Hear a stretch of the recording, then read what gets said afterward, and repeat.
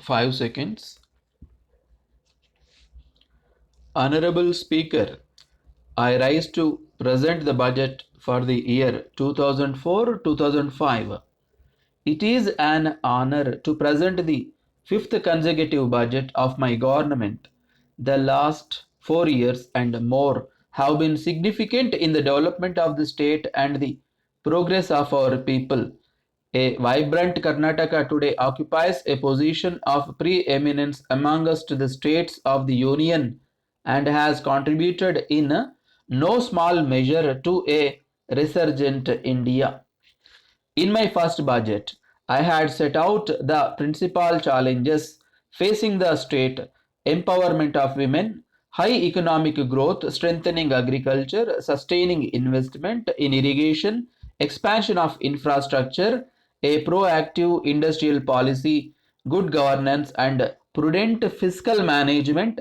I look back with satisfaction that all of these have been addressed by my government with considerable success. Karnataka, as the world sees it today, and I say this with legitimate pride, ranks as a leader in society, economy, and polity in the country and has emerged as global Karnataka. The last 5 years, three of which were spent combating unrelenting and consecutive droughts, have seen peace, prosperity, and progress in all walks of life and for all sections of our people. This was largely because my government rose to the occasion and strove to ring fence the affected population. The magnitude of the relief effort of unprecedented in reach and scale. The nature of the crisis inherited by my government convinced me that no piecemeal, fragmented, or ad hoc reform measures would succeed. The need was thus felt for systematic, comprehensive reform with a medium to long term perspective. In fiscal management, my special effort has been the wide ranging reforms in excise to eliminate the menace of non duty paid liquor. My government also took the courageous step to discontinuing use of all stamp papers. It is with considerable pride that I place before you the spectacular success that the excise reforms undertaken by my government has achieved. In just 6 months between July and December 2003, we have raised additional resources of nearly rupees 300 crores. I am happy that revenue performance of my government has shown a growth in excess of 15% during the year. The growth performance of commercial taxes up to December has been in excess of 21%, which is the highest in the country. I propose to continue with further reforms in excise to eliminate revenue leakage. To start with, I propose to liberalize manufacture of arak by allowing primary distilleries to undertake the activity. However, since a large number of farmers are dependent on my sugar, the company will be compensated suitably. Further steps will soon be taken in this direction. I am, however, anguished by the stepmotherly treatment meted out to us by the central government on the issue of releasing the structural adjustment loan of rupees 1200 crores. The World Bank had, after its assessment of our reform effort, recommended the loan for Karnataka. The dates for loan negotiations had been finalized in consultation with the Ministry of Finance. We are yet to receive a satisfactory answer from the federal government, particularly when it has gone out of its way to rush through negotiations and ensure that a similarly placed state is rewarded. My vision for the fiscal future of Karnataka is to rationalize tax structure to foster growth, withdraw from areas which should be in the domain of the private sector to concentrate on areas of market failure, and to reform public expenditure to shift resources towards infrastructure and human development. To these ends, I will strengthen the multi-pronged reforms program launched by my government and consolidate the gains of fiscal correction.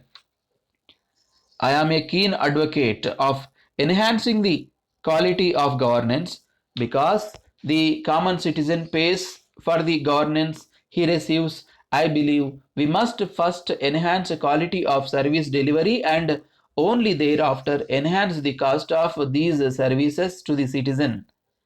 Alongside, I will adopt wide-ranging reforms in pension funding and employee-related costs to reduce the burden of governance costs on the citizen. My endeavor will also be to merge replicable administrative functions, departments, and establishments to ensure effective, less expensive government. I wish to share with you my vision for Karnataka's development in the ensuing years. At the heart of this vision is the compelling commitment to improve the quality of life, social, economic, and cultural of all the people of the state. In the vision, the rural citizen has motorable road connectivity, assured transport services, a weatherproof house to live in, a population pollution free atmosphere, power supply, access to farm level micro irrigation, quality schooling for his children, and affordable health care for his family. I must begin with a subject dear to my heart. Our children are our future. Ensuring that every child in Karnataka goes to school has been my dream. The Akshara Dasoha program therefore takes pride of a place in my government's effort. Over 44 lakh primary school children have been covered under this midday program. This would, in my estimation, secure the future of these children in the long terms. Thanking you. Diksha Printing Press, represented by its manager, KG Road, Bangalore 9, to Shreya and Company, SP Road, Bangalore 9. Dear sirs, we have great pleasure in introducing ourselves as one of the leading printers of modern calendars, diaries, and various attractive advertising material. As the new year is approaching, I am sure you will realize that the best way to get more and more customers for the coming year is to supply them beautiful calendars. We wish to suggest that attractive picture calendars with your company's name printed on them will prove to be an excellent medium of advertisement. This will keep your company's name fresh in the memory of your customers for a full year. We have supplied such fine calendars to a number of leading firms in your place in past years, and all of them are continuously placing orders for more and more of these calendars. We would also like to suggest that another lasting way of drawing the attention of more and more new customers and retaining the existing ones is by supplying them good diaries with the name of your company prominently printed.